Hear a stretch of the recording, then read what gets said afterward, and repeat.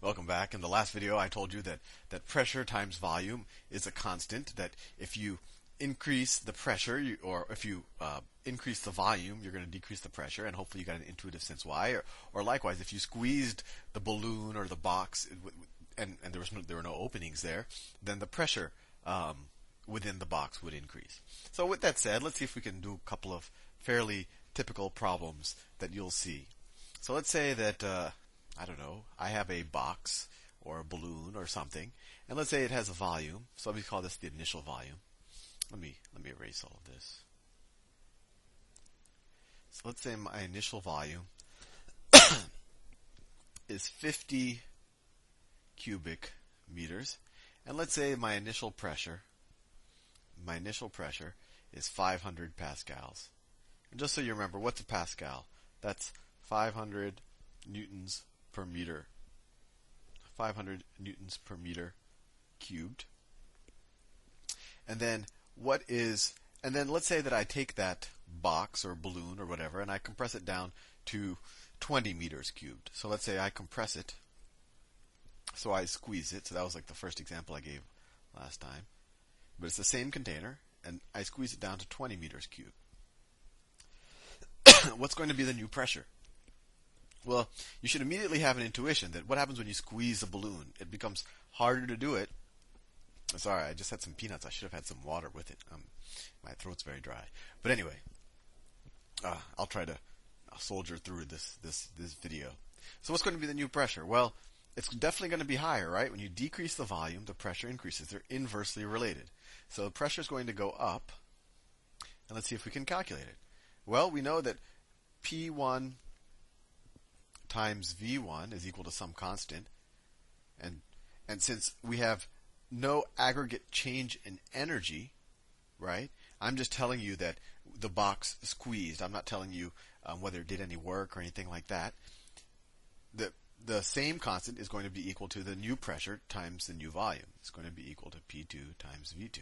So you could just have the general relationship. P1 times V1 is equal to P2 times V2, assuming that no work was done and there was no exchange of energy from outside of the system.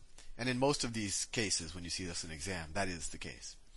So the old pressure was 500 pascals times 50 meters cubed.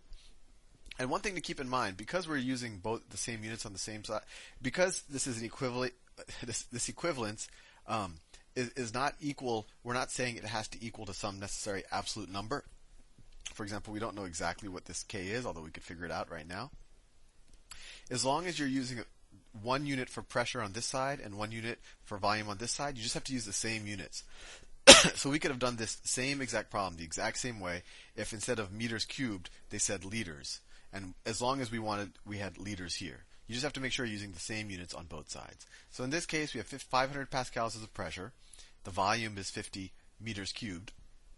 And that's going to be equal, excuse me, to the new pressure, P2 times the new volume, 20 meters cubed.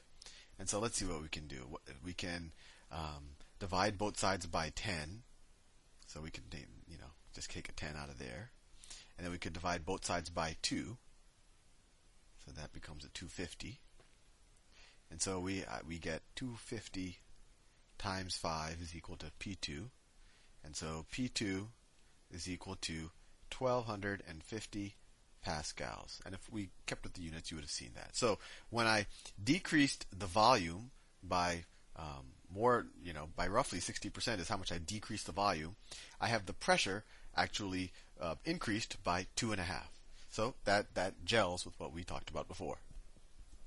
Now let's add another variable into this mix. Let's talk about temperature. And like pressure and like volume and like work and a lot of concepts that we talk about in physics, temperature is something that you probably are at least reasonably familiar with, right? Temperature. I mean, how do you view temperature? Temperature, I think if a high temperature means something is hot and a low temperature means something is cold. And I think that also gives you intuition that a higher temperature object has more energy, right? Higher temperature has higher energy, right? The sun has more energy than than an ice cube, right? I think that's fair enough. And I think you also have the sense that what would have more energy? A 100 degree, let me think of something. Cup of tea, or a 100 degree, I don't know, vat of barrel of tea. I want to make them equivalent in terms of what they're holding. So I think you have the sense, even though they're the same temperature, they're both pretty warm. Let's say this was 100 degrees Celsius, so they're both boiling. That the barrel, because there's more of it, it's going to have more energy, right? It's equally hot, and it's just there's just more molecules there. And so that's what temperature is. Temperature in general is a measure, roughly, is equal to some constant times the kinetic energy, the average kinetic energy per molecule. Sorry, it's the average kinetic energy per molecule. So the average kinetic energy of the system divided by the total number of molecules we have. So if I took, I guess another way we could talk about it is temperature is essentially energy per molecule. So something that has a lot of molecules, where n is the number of molecules, right? So another way we could view this is that the kinetic energy of the system is going to be equal to the number of molecules times the temperature. And this is just a constant, so if times 1 over k, but 1 over k, we don't even know what this is, so we could say that's still a constant. So the kinetic energy of the system is going to be equal to some constant times the number of particles times temperature, right? And we don't know what this is, and we're going to figure this out later. So this is another interesting concept. We said that pressure times volume is proportional to the kinetic energy of the system. The aggregate, if you take all of the molecules and combine their kinetic energies, and these aren't the same k's. I mean, I could put another constant here. I call that k1. And we also know that the kinetic energy of the system is equal to some other constant, I don't know, times the number of molecules I have times the temperature, right? So if you think about it, you could also say that this is proportional to this, and this is proportional to this. So you could say that pressure times volume is proportional to the number, and these are all different proportional constants. We'll figure out this exact constant later. But we could say that pressure times volume is proportional to the number of molecules we have times temperature. And we said kind of temperature is we can kind of view it as energy per molecule.